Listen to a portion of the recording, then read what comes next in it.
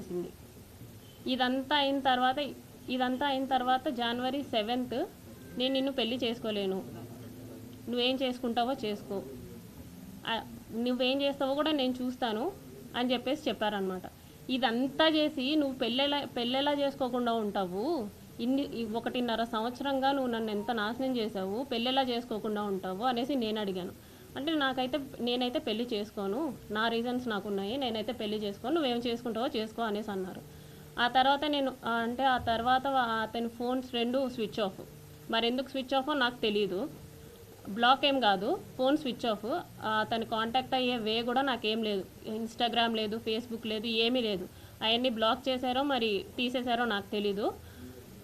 So నేను డైరెక్ట్గా వెళ్ళా వాళ్ళ ఊరికి. మా ఊరు నుంచి 12 కిలోమీటర్స్ దూరం ముక్కవారిపల్లికి సార్తో మాట్లాడడానికి వెళ్ళాను అనమాట.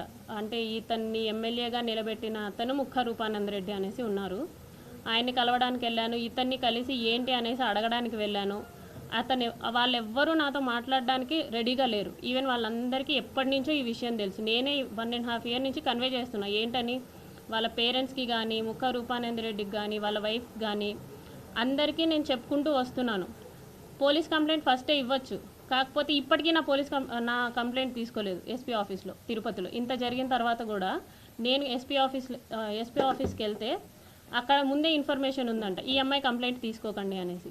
ఇక్కడ కోడూరులో పోలీస్ స్టేషన్కి వెళ్తే వాళ్ళమ్మ నా మీదే ఎఫ్ఐఆర్ ఫైల్ చేసిందంట, నేనేదో బ్లాక్మెయిల్ చేస్తున్నాను అతన్ని అనేసి.